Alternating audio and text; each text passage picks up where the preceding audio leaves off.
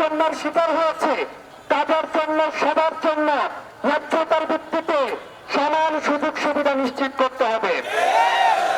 আপনারা জানেন আগের যে প্রশাসনটা সেটা ছিল হাসিনার তোষামোদী প্রশাসন। এই প্রশাসনে যত ধরনের সরকারি সংস্থা রয়েছে সবগুলোকে একজু করে দিয়ে শুধুমাত্র গণভবন থেকে বাংলাদেশ চালু করা হতো।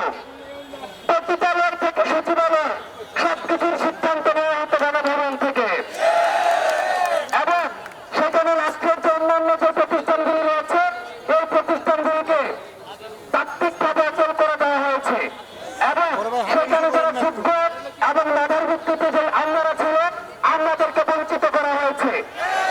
4 নম্বর দফা দাবিতে সেখানে স্পষ্ট করা হয়েছে এতদিন ধরে যারা দরকানা আওয়ামী বঞ্চিত হয়েছে তাদেরকে মেধার ভিত্তিতে, ন্যায্যতার ভিত্তিতে আবার সুযোগ সুবিধা নিশ্চিত করতে হবে।